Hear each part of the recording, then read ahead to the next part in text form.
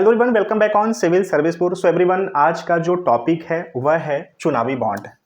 Okay, चुनावी bond. So everyone, इसको electoral bond के भी रूप में जानते हैं। ओके, इलेक्टोरल बॉन्ड के भी रूप में जानते हैं। अचानक क्यों मुद्दा बना, क्यों चर्चा में आया, इसके पक्ष में विपक्ष में सरकार क्या कहती है, जो इसके आलोचक हैं वह क्या कहते हैं, इससे किसको फायदा होता था, किसको नुकसान हो रहा है, साथ ही साथ आज के समय में इसका क्या स्थिति बना हुआ है। इसमें कुछ ऐसे तथ्य भी इस्तेमाल किए गए थे, ऐसे भी यहाँ पर तथ्यों का चर्चा था जो कि हमारे एग्जामिनेशंस के सिलेबस को टच करते हैं। जैसे कि आर्टिकल 19(1)(a) जन प्रतिनिधित्व अधिनियम 1951 का जो धारा 29(a) है उसमें भी संशोधन किया गया था। ओके, कंपनी अधिनियम 1956 में भी संशोधन किया गया था। तो कुछ ऐसे चीजें हैं जो कि हमें उस पर एक एनालिटिकल तरीके से बात कर लेना चाहिए।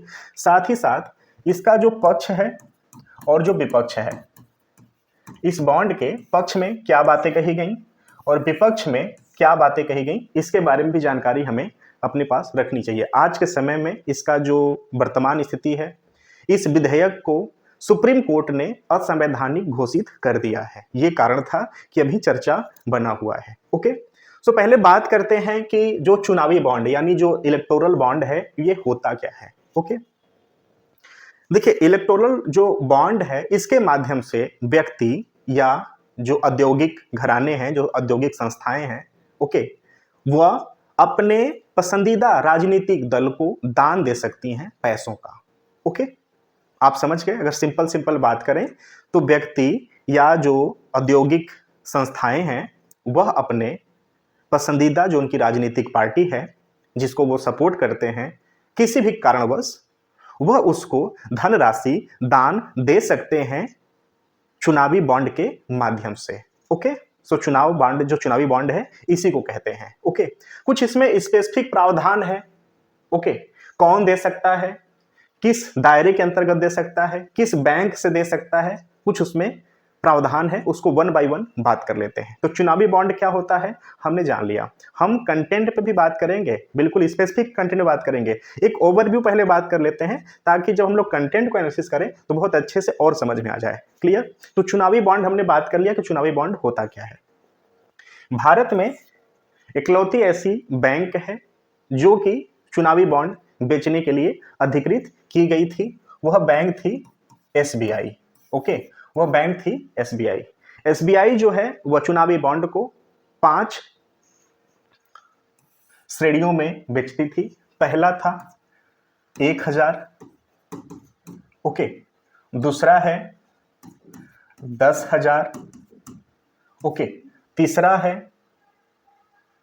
1 लाख और चौथा था 10 लाख और जो पांचवा था वह 1 करोड़। ओके, यानी जो स्टेट बैंक ऑफ इंडिया है चुनावी बॉन्ड बेचने के लिए अधिकृत है। आप चुनावी बॉन्ड हर एक बैंक से नहीं खरीद सकते हैं, सिर्फ और सिर्फ स्टेट बैंक ऑफ इंडिया से खरीदने के लिए प्रावधान था।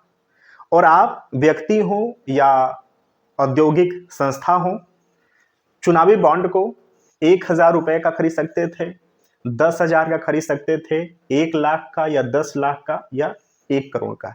इन 5 कैटेगरी में आप इलेक्टोरल बॉन्ड को खरीद के अपनी पसंदीदा राजनीतिक पार्टी को जो धनराशि था वह दान देते थे। ओके, यहां तक बात समझ में आ गई। ओके, अब आगे चलते हैं। इसके पक्ष में भी बात कहा गया, इसके विपक्ष में भी बात कहा गया। पक्ष की बात करते हैं। भाई, सरकार ने लाया था इस विधेयक को तो सरकार ही पक्ष के बारे में बात करेगी। ओके, तो सरकार का पक्ष के तौर पर क्या कहा गया था कि जो राजनीतिक दल को, राजनीतिक पार्टियों को इसके तहत जो धनराशि दान दी जाती है व्यक्ति या संस्थाओं के द्वारा, उसमें पारदर्शिता लाने का यह पहल है। पारदर्शिता कैसे? कि नगदी जो पैसा कोई व्यक्ति या संस्थाएं किसी पार्टी को देता था, काले धन के रूप में जो अपने मनी को किसी राजनीतिक पार्टी को दे देता था, उस पैसे को बैंकिंग के माध्यम से, चेक के माध्यम से अब दिया जाएगा ताकि पारदर्शिता आए। ओके, दूसरा क्या कहा जाता था कि जो व्यक्ति पैसा देता है, दान देता है राजनीतिक दलों को, राजनीतिक पार्टियों को, उनके निजता का भी पालन करना हमारा अधिकार है। सो हम निजता को बढ़ावा दे रहे हैं, निजता के अधिकारों का व्यक्ति के पालन कर रहे हैं। यानी कि जो व्यक्ति धनराशि दान देता है राजनीतिक दलों को, पार्टियों को, चाहे वो व्यक्ति भी हो सकता है और इंडस्ट्रियल संस्थाएं भी हो सकती हैं, वह व्यक्ति की जो सारी सूचनाएं हैं, नाम, सारा डिटेल, उसको गुप्त रखा जाएगा। उसकी जानकारी जो आम जनता है उसमें पब्लिक नहीं किया जाएगा। ओके।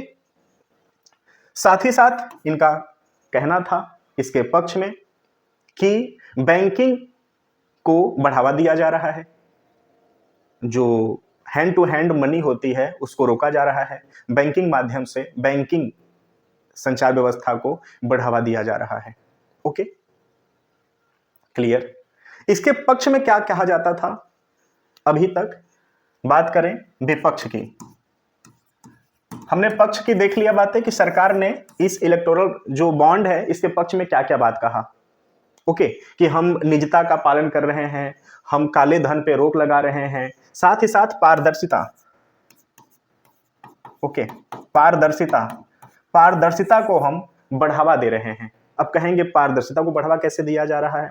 पारदर्शिता का माध्यम यहां पर उन्होंने ये बताया कि जो पैसा हमें दान में मिल रहा है व्यक्ति या औद्योगिक संस्थाओं के द्वारा, वह पैसा बैंकिंग माध्यम से हमें मिल रहा है, बैंक के माध्यम से मिल रहा है। यानी कि जो मनी हमारे पास आ रही है वो बिल्कुल गुप्त तरीके से नहीं आ रही है, बैंकिंग माध्यम से आ रही है। ओके, तो पारदर्शिता का इन्होंने यहां पर बात कहा। विपक्ष में क्या बातें कही गई? विपक्ष में बात यह कहा गया कि कोई व्यक्ति है किसी पार्टी को, किसी राजनीतिक पार्टी को जब वो पैसा दे रहा है, यानी दान दे रहा है वित्त के रूप में, तो उसके नाम को आप पब्लिक नहीं कर रहे हो। ओके, तो कहीं ना कहीं यह सूचना के अधिकार का भी खंडन हो रहा है। यानी आर्टिकल 19(1)(a) का जो जानकारी प्राप्त करना, ओके, जानकारी प्राप्त करने के साथ साथ जो सूचनाओं का आदान प्रदान है उसको बाधित किया जा रहा है। नंबर 2 बात क्या कहा गया कि चुनाव देश के अंदर हो रहा है, चुनाव देश के लोगों के लिए कराया जा रहा है। तो चुनाव में कौन सी पार्टी को किसने कितना फंड दिया है चुनावी फंड के तहत, ये तो पब्लिक होना चाहिए। लोगों को जानकारी हासिल करने का तो हक होना चाहिए ना, अपनी राजनीतिक पार्टी के बारे में, या जो भी राजनीतिक पार्टी सत्ता में आ रही है उसके बारे में जानकारी तो लोगों को होना चाहिए कि कौन व्यक्ति विशेष है या कौन संस्था विशेष है जो कि पार्टी को कितना पैसा दिया है। ओके, तीसरा यहां पे सवाल यह उठाया गया कि यहां पर जो भी व्यक्ति है या संस्थाएं हैं, औद्योगिक घराने हैं, अगर किसी पार्टी को पैसा दे रहे हैं, उनके सारे डिटेल, सारे इंफॉर्मेशन, सारे सूचनाओं को बिल्कुल हाइड रखा जा रहा है, उसको बाहर पब्लिक नहीं किया जाएगा। तो ये भी तो संभावनाएं जताई जा सकती हैं कि हो सकता है इनका कुछ अपना आर्थिक स्वार्थ हो, जिसको पा करके इन्होंने किसी पार्टी को फंड दिया, चुनावी चंदा दिया, और उस फंड को पब्लिक नहीं किया जा रहा है। जब पार्टी सत्ता में आएगी तो उस व्यक्ति के या उस संस्था के अकॉर्डिंग कुछ योजनाओं का लाभ देगी, कुछ स्कीम के तहत उनको लाभ पहुंचाने की कोशिश करेगी। तो ये तो पारदर्शिता रहा नहीं। साथ ही साथ जो भी व्यक्ति पैसा दे रहा है, संस्था पैसा दे रही है, उसके नाम को पब्लिक करिए, पारदर्शिता ये कहलाती है। उसके सूचनाओं की जानकारी को एकदम छुपा देना, ये तो पारदर्शिता नहीं कहलाती है। ओके, इस पे सुप्रीम कोर्ट ने भी बहुत अच्छी टिप्पणी की है, उस पर भी हम लोग बात करेंगे। ओके, सो आप समझ गए चुनावी बॉन्ड क्या है। चुनावी बॉन्ड एक ऐसा बॉन्ड है जिसके तहत व्यक्ति या संस्थाएं अपने फेवरेट राजनीतिक दल को, और वो राजनीतिक दल पंजीकृत राजनीतिक दल हो, ठीक है, तो जनप्रतिनिधित्व अधिनियम 1951 की धारा 29(a) के तहत ऐसी राजनीतिक पार्टी, ऐसा राजनीतिक दल जो कि पिछले आम चुनाव में 1% वैध मत पाया हो, उससे अधिक भी पा सकता है, मिनिमम 1% वैध मत हो, ओके, उस पार्टी को पंजीकृत पार्टी या पंजीकृत दल का मान्यता प्राप्त होता था, और वो जो पार्टी है ये चुनावी बॉन्ड का फायदा उठा सकती थी।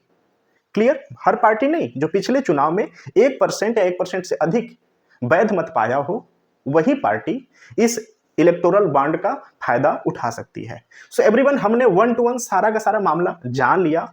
ओके, एक समग्र हमने जानकारी हासिल कर ली कि चुनावी बॉन्ड क्या होता है, किन किन धाराओं के तहत इसमें संशोधन किया गया, किन किन अधिकारों को ये उल्लंघन की, पक्ष में इसके क्या बातें कही गई और विपक्ष में इसके क्या बातें कही गई। ओके, कौन से बैंक के द्वारा चुनावी बॉन्ड बेचे जाते हैं, खरीदे जाते हैं, हमने बात कर लिया। अब आते हैं नोट्स पे, जो कि कंटेंट पे 1 by 1 बात कर लेंगे ताकि सारा का सारा मामला क्लियर हो जाए। ओके, चलिए।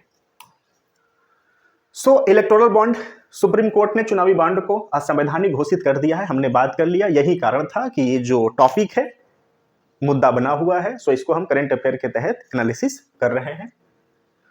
क्या है चुनावी बॉन्ड, हमने बात कर लिया कि चुनावी बॉन्ड ऐसा बॉन्ड है जिसके तहत व्यक्ति या संस्थाएं, ओके, औद्योगिक घराने अपनी पसंदीदा पंजीकृत राजनीतिक पार्टी को जो चंदा है, चंदा भी कह सकते हो, वित्त पोषण भी कह सकते हो, या दान देती है। ठीक है, इस चुनावी बॉन्ड को बेचने के लिए भारत में इकलौती बैंक ऑथराइज्ड है, वो बैंक है state bank of India. State bank of India चुनावी बॉन्ड को 5 कैटेगरी में बेचती है: 1,000, 10,000, 1 लाख, 10 लाख और 1 करोड़। ओके, और जारी करने के दिन से 15 दिन तक यह राजनीतिक पार्टी के द्वारा इस धनराशि को अपने अकाउंट में ले लेना होता है, अन्यथा जो ये राशि होती है वो प्रधानमंत्री रिलीफ फंड में इस पैसे को ट्रांसफर कर दिया जाता है। बात करेंगे, ठीक है, 1 by 1। सो क्या है चुनावी बॉन्ड, हमने बात कर लिया। चुनावी बॉन्ड वित्त विधेयक 2017 के माध्यम से 2018 में लाया गया था। क्वेश्चंस यहां से बन सकता है, सो प्लीज इसको ध्यान देना कि जो चुनावी बॉन्ड है वो वित्त विधेयक 2017 के माध्यम से 2018 में लागू किया गया था। ओके, पंजीकृत राजनीतिक दलों को व्यक्तिगत या संस्थागत दान दिए जाने का अधिकार प्रदान किया गया है। अब यहां पे जो पंजीकृत राजनीतिक दल की बात कही जा रही है, जन प्रतिनिधित्व अधिनियम 1951 की धारा 29A के तहत जो संशोधन हुआ था उसमें कहा गया था कि जो राजनीतिक दल या पार्टी पिछले आम चुनाव में, लोकसभा या विधानसभा चुनाव में 1% वैध मत पाई हो, वह इस पंजीकृत दल या पंजीकृत पार्टी के अंतर्गत पंजीकृत होगी और वह इस चुनावी बॉन्ड का फायदा उठा सकती है। ओके, देनदाता का जो पहचान है बाहर नहीं किया जाता। जो इसके विपक्ष में बातें कही गई वो यही कहा गया कि पारदर्शिता का उल्लंघन कर रहा है कि देनदाता का नाम आप पब्लिक नहीं कर रहे हो, यानी कोई व्यक्ति निजी अपने स्वार्थ के लिए पैसा दे दिया किसी पार्टी को, जब पार्टी सत्ता में आएगी तो उस व्यक्ति को अपने स्कीमों के तहत, योजनाओं के तहत फायदा पहुंचाएगी। लोगों को इसकी जानकारी नहीं मिल पा रही है। सरकार का कहना था कि जो हम पब्लिक नहीं कर रहे हैं इंफॉर्मेशन, ये निजता का हम पालन कर रहे हैं, निजता के अधिकार का हम पालन कर रहे हैं। तो पक्ष विपक्ष दोनों मैटर को साथ में रिलेट करके चलते रहिए। चलिए आगे चलते हैं, जस्ट वेट। यस, जो SBI है चुनावी बॉन्ड को बेचने के लिए अधिकृत है। ये 5 कैटेगरी में पैसे को, चुनावी बॉन्ड को बेचती थी: 1,000, 10,000, 10 लाख, 1 लाख, 10 लाख और 1 करोड़ में ये चुनावी बॉन्ड उपलब्ध थे। ये किनको उपलब्ध थे? जो सिर्फ और सिर्फ पंजीकृत राजनीतिक पार्टियां होती थी। पंजीकृत राजनीतिक पार्टियां का कहने का मतलब यहाँ पर क्या कैटेगरी था? जो पिछले आम चुनाव में यानी लोकसभा और विधानसभाओं के चुनाव के अंतर्गत 1% वैध मत पाया हो, वह इस दायरे के अंतर्गत, इस पंजीकृत राजनीतिक दल या राजनीतिक पार्टियों के अंतर्गत आता था। ओके, जारी होने के डेट से 15 दिनों तक वैध होता था। इतने दिन के भीतर कैश कराना होता था, अन्यथा जो पीएम रिलीफ फंड है यह जमा हो जाएगा पैसा पीएम रिलीफ फंड में। ओके, इसके लिए कई धाराओं में परिवर्तन किए गए, जैसे कि जन प्रतिनिधित्व अधिनियम 1951 की धारा 29A में संशोधन किया गया। ओके, क्या था प्रावधान? सो आम चुनाव जो कि लोकसभा और विधानसभा चुनाव में, पिछले चुनाव में 1% वैध मत, 1% वैध जो वोट होता है वह जो पाएगा पार्टी, वह पंजीकृत पार्टी कहलाएगी और वही पार्टी इस इलेक्टोरल बॉन्ड का फायदा उठा सकती है। ओके, वित्त पोषण की एक सुविधा प्रदान की गई, जो कि हमने बात कर लिया कि क्या वित्त पोषण का सुविधा था। इलेक्टोरल बॉन्ड से पार्टी को पैसा मिलता था और व्यक्ति या संस्थाएं पैसा दे सकती हैं। चेक के माध्यम से यह खरीद सुनिश्चित किया जा सकता है। नकदी का यहाँ पर चलन नहीं रखा गया, चेक के माध्यम से पैसा दे सकते हैं। सरकार ने इसके पक्ष में बोला कि हम बैंकिंग माध्यम से पैसे का लेन देन कर रहे हैं, तो यह कहीं ना कहीं पारदर्शिता को बढ़ावा दिया जा रहा है। लेकिन जो व्यक्ति देने वाला था, यानी जो इलेक्टोरल बॉन्ड को जो खरीदने वाला व्यक्ति था, उसकी सारी जो जानकारी थी, सूचना थी, उसको हाइड कर दिया जाता था। तो विपक्ष के द्वारा, विपक्ष में ये बात कहा गया, विपक्ष के तौर पे इस विधेयक के विपक्ष में बात कही गई कि जब जानकारी आप हाइड कर दे रहे हो तो इसका मतलब साफ साफ है कि जो व्यक्ति विशेष आपको पैसा दिया है वो अपनी आर्थिक स्वार्थ को पाकर दिया है कि जब आप सत्ता में आएंगे, शासन में आएंगे, तो उसको आप आर्थिक लाभ पहुंचाएंगे, तभी आप इसकी सूचना को पब्लिक नहीं कर रहे हो। ठीक है, चलिए। राजनीतिक पार्टी को अपने खाते के बारे में चुनाव आयोग को सुनिश्चित कराना होता था। इसके माध्यम से पैसा नकदी तौर पर नहीं दिया जा सकता था, तो काले धन पर रोक, क्योंकि पैसा बैंक के माध्यम से दिया जाने का प्रावधान था। सो इसके पक्ष में ये बातें कही जाती थी कि हम पारदर्शिता को ला रहे हैं, काले धन पर रोक लगाने का ये पूरा का पूरा व्यवस्था किया गया है। आगे इसके आलोचना में क्या बातें कही गई? पारदर्शिता का अभाव है। कैसे? कौन कितना फंडिंग कर रहा है, किसको दे रहा है, नागरिकों को जानकारी इसकी नहीं दी जाती है, नहीं दी जा रही थी इस विधेयक के तहत। ओके, इसके पक्ष वाले को, जो इसके पक्ष में बात करते थे, उनका कहना था कि हम निजता का पालन कर रहे हैं, निजता के अधिकार का पालन कर रहे हैं। इसके विरोध में कहा जाता था कि सूचना के अधिकार के तहत व्यक्ति को अपनी पार्टी के बारे में, जो कि देश के अंतर्गत कार्यरत पार्टी है, उसके बारे में जानकारी हासिल करने का अधिकार सूचना के अधिकार के दायरे में आता है। हमें जानने का अधिकार है, इसको हाइड नहीं किया जा सकता। ठीक है, सूचना के अधिकार को रोका गया। देनदाता के नाम को गुमनाम रखने का यहां पर आधार बना आलोचना करने का। वित्त अधिनियम में संशोधन से राजनीतिक दलों को बॉन्ड के से प्राप्त धन का खुलासा करने से छूट दी गई। सूचना के अधिकार को बाधित किया गया। राजनीतिक दल को असीमित कारपोरेट वित्त पोषण का द्वार खोला गया। इसके विपक्ष में बात कहा गया, अपने हितों को ध्यान में रखकर कारपोरेट सेक्टर फंडिंग करते हैं राजनीतिक पार्टियों को। ये बातें इस विधेयक के विपक्ष में कही गई। ओके, सरकारी व्यवस्था का लाभ उठाया जा सकता है व्यक्ति विशेष के द्वारा, क्योंकि उसके जानकारी को पब्लिक किया नहीं जा सकता है। सो सरकार अगर सत्ता में आती है, कुछ ऐसा स्कीम लाती है जो कि उसके जो संस्थाएं वित्त पोषण की हैं चुनावी बॉन्ड के तहत, हो सकता है कि पर्टिकुलर सेगमेंट के तहत पर्टिकुलर क्षेत्र में किसी एक पर्टिकुलर व्यक्ति विशेष को फायदा पहुंचाने की कोई स्कीम लाई जाए। ओके, सो ये बातें कही गई। सरकार का पक्ष इसमें क्या था? देनदाता के निजता का सुरक्षा किया जा रहा है, राजनीति में काले धन के प्रवाह को रोका जा रहा है, नकदी की कमी की जा रही है, बैंकिंग माध्यम से वित्त पोषण यानी पारदर्शिता को बढ़ावा दिया जा रहा है। ओके, सुप्रीम कोर्ट ने क्या कहा है, क्या कह के इसको असंवैधानिक घोषित किया? सूचना के अधिकार का उल्लंघन, किसी भी नागरिक को अपने प्रतिनिधियों के बारे में, पार्टी के बारे में जानने का, जानकारी हासिल करने का अधिकार है, सुप्रीम कोर्ट का वक्तव्य है। आर्टिकल 19(1)(a) के तहत जानकारी प्राप्त करना, सूचनाओं के आदान प्रदान करना किसी भी नागरिक का मौलिक अधिकार है।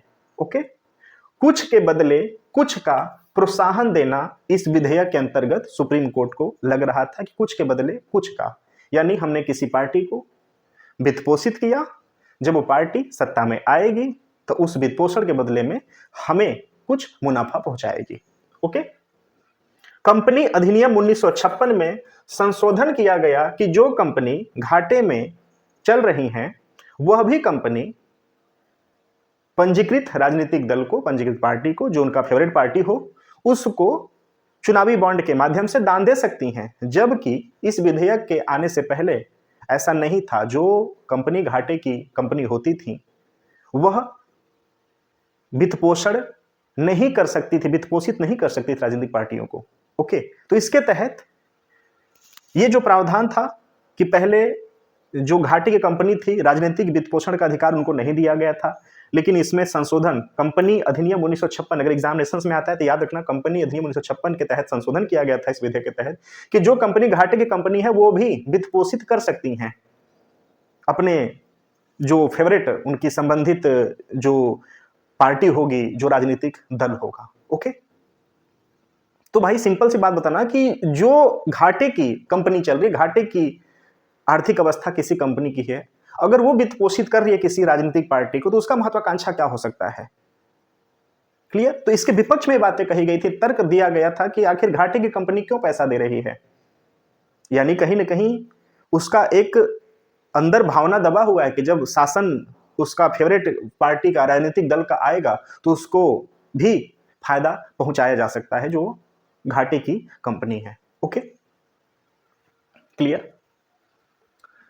एसबीआई को तत्काल रोक लगा है कि चुनावी बॉन्ड जारी नहीं करना है उनको। हालांकि एसबीआई को ही चुनावी बॉन्ड बेचने का अधिकार दिया गया था, अधिकृत किया गया था, तो सुप्रीम कोर्ट द्वारा एसबीआई को रोक लगा दिया गया है कि अब आप चुनावी बॉन्ड को नहीं बेच रहे हो। ओके, आयकर अधिनियम, जनप्रतिनिधित्व अधिनियम में संशोधन को खारिज कर दिया गया है, जिसके कारण गुमनामी की व्यवस्था को लाया गया था। ओके, सो एवरीवन, ये रहा चुनावी बॉन्ड। हमने इसके बारे में A to Z जो भी जानकारी हासिल कर सकते थे, A to Z हमने बात किया, एनालिसिस किया।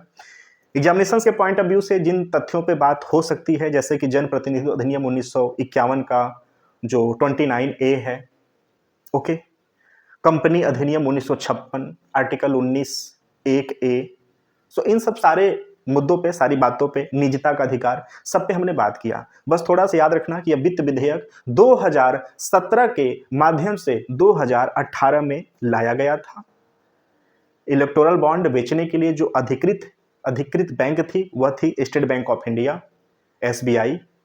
किन किन श्रेणियों में इलेक्टोरल बॉन्ड को बेचा जा सकता था, तो याद रखना 1000, 10,000, 1 लाख, 10 लाख और 1 करोड़।